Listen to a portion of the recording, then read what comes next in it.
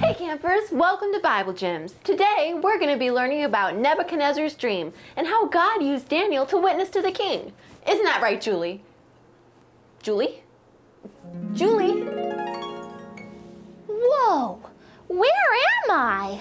Welcome to your dream. I'll be your tour guide today. Right here we have the dream board. Press any button and it will transport us to a different place in your mind. Can I try it? Yeah, press a button. Good one. Oh, that's a strange statue. Yeah, a man from the Bible had a strange statue in his dream once. His name was King Nebuchadnezzar. Wow, it looks so real. I could almost... Huh? Oh! Dear, help me! Get me out of here!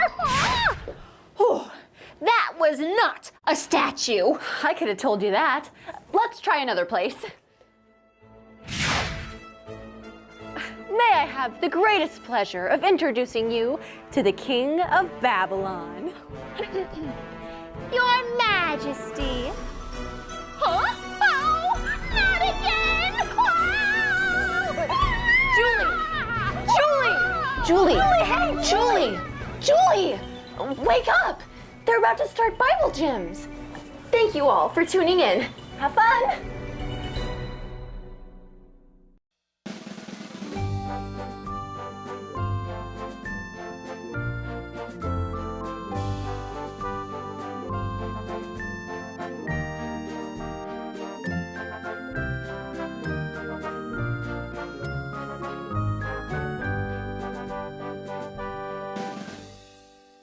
This is so awesome. I just love it. I'm so excited about it. I can hardly wait. Wow. Auntie Linda, we think we found the real gems. Oh, they are beautiful, but it's not the real gem. This is the real gem. Hi, boys and girls. Welcome to Bible Gems. We're so glad you're here, and we have a special gem today. Oh, Miss Jody, do you think you could sing about that? Yes. All right. I think so. Whether you eat or drink or whatever you do all to the glory of God. Whether you eat or drink or whatever you do all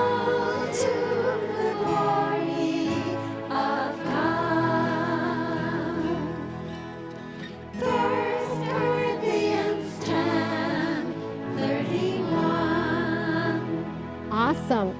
Uncle Aaron, do you think you could also tell about that? Yes, I've got a Bible Gem story just for you guys today. Awesome.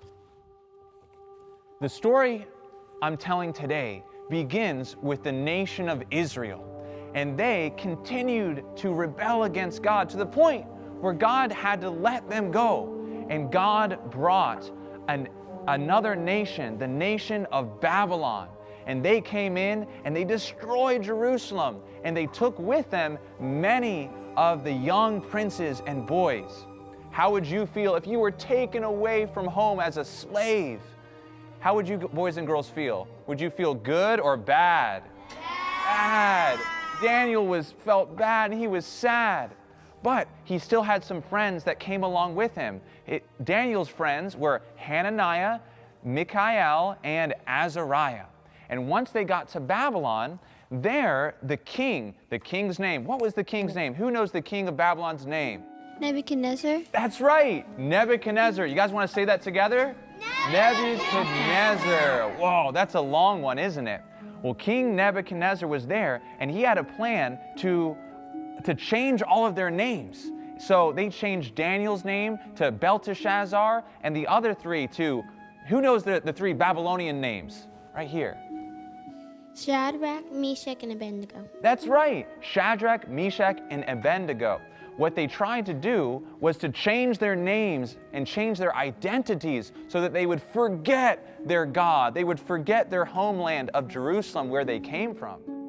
But during that time, they were asked to eat certain foods and certain drinks that they knew weren't right. They knew that drinking wine was bad. And so Daniel and his friends decided to stand up for what was right and say, no, we're not going to eat the king's delicacies or the wine. Well, do you think that the Babylonians thought that that was okay?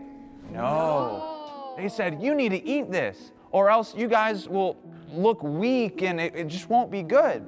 But they said, no, test us for 10 days. Give us vegetables and water, and we know that we will be okay if we do that. And so they agreed, and for 10 days, they ate vegetables and water. And guess what happened after those 10 days? They looked healthy. And they said, okay, we'll let you for the remainder of the time, about 3 years, go by eating fruits and vegetables. And after 3 years go by, the king, Nebuchadnezzar, came and he evaluated, he tested, he looked at all of the wise men, all of the Hebrew boys, to see who really was the wisest and the most knowledgeable. And guess what? 4 boys were the smartest and the wisest of them all. Yeah. Shadrach, Meshach, and Abednego. Yes, and Daniel. That's right, the 4 Hebrew boys who chose to purpose in their heart to be faithful to God. Now, they were shown to be so much wiser than all, and they were given knowledge and wisdom, and Daniel was given a special gift of understanding dreams and visions.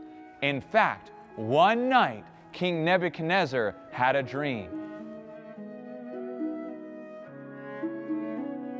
Oh. That was a terrible dream. I can't remember what it was. The king had the dream, and like he said, he couldn't remember what it was. So he decided to call his wise men and magicians together so that they could help understand the dream. Guard, go get my magicians and wise men and bring them here at once. And so the magicians and the wise men were brought, and they came all before the king. All of them came. And they bowed low to the king. Arise. I have been troubled in the night seasons with a terrible dream, but I cannot remember the dream or what the dream means.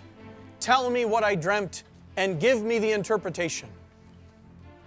Do we have the answer for such a question? No. Your Majesty, no king has ever made such a request. Tell us your dream and we will we will tell you the interpretation. You are the Chaldeans. You claim to interpret dreams and know the future, but you are not able to answer my dream. If you cannot give me my dream and its interpretation, you will be killed and your houses will be leveled. Guard, take them away. Begin the process of destruction. So then the decree went out, and the wise men were beginning to get apprehended, but then they found Daniel, and Daniel came before the king and said to him, "King, please give us more time." And the king agreed to give some time to Daniel and his 3 companions that they might pray and ask their God to give them skill and wisdom to understand. So Daniel came together with his friends, Hananiah, Mishael, and Azariah, and they prayed to the God of heaven, and they asked him to give them wisdom and to reveal the dream. And what happened? Did God reveal the dream to Daniel and his friends? Yes. Yes. God came through just like you and me. Today, if we pray for God to answer our prayers, He always answers them. So Daniel prayed this prayer and with boldness came back to the king. And as he approached the king said, Daniel, can you tell me the dream and its interpretation? "O king, no mere man can tell you the dream or the interpretation." What? "But, king, there is a God in heaven who knows the dream, and he has revealed to me the dream and its interpretation." So with the help of God, I will now reveal to you the dream and its interpretation. Say on. Well, O king, you saw in your dream a great image. And this image, his splendor was awesome. That's right. It had a head made of gold. Yes. And a chest of silver. That's right. And its belly and thighs were made of bronze. Yes. And its legs, his legs were long and made out of iron. That's exactly it. And as it went down to the feet and the toes, it was a mixture of the iron and with clay. And then you saw, O king, an amazing thing. You saw a stone that was cut out without hands from a faraway mountain. And that stone came, and it came all the way down, and it struck the image on the feet. And then the whole statue was destroyed. Yes. This, O king, is the dream. Now the God of heaven will reveal to you the interpretation. Are you ready, O king, for the interpretation? Say on. The interpretation is that each part of metal represents a kingdom, and you, O king, are this head of gold. Of course. But after you, unfortunately, king, there will come another kingdom, a kingdom inferior to yours, made out of silver. And then a third kingdom of bronze, which will conquer the whole world. Then a fourth kingdom of iron will come. But after that fourth kingdom, no one will defeat it. It will be divided. And after its divisions, O king, that's where the great stone, which is God's kingdom, will come and destroy all the kingdoms of this earth. For God is the great king. He sets up kings and he does away with kings. God is the one who's truly in charge of the world. Wow. Do you boys and girls believe that God's in charge of everything? Yeah! Oh, great king, this is the dream, and its interpretation is sure. Daniel, you have given me the dream and its interpretation. There is no other God but the God of heaven. I acknowledge and worship the God of heaven. And that's when Nebuchadnezzar first began to get a grasp of the truth of the power of Yahweh, the God of Daniel and of Shadrach, Meshach, and Abednego. Now, boys and girls here and boys and girls at home, do you want to put your trust into the hands of a God who has the power to raise up kings and to bring them down? Do you want to be faithful like how Daniel was faithful and he purposed in his heart not to defile himself with the bad food or the bad drink, but to be faithful to God? Yes, I stand for God. Do you stand for Him? Yes. Oh, boys and girls, the excitement is that someday we are going to get to go home with Him. But until then, we must let Him keep us faithful. So search the Scriptures, find those hidden gems, and put them in your hearts, because truly, Jesus is coming again. Well, that's all the time we have. Come back and see us at Bible Gems.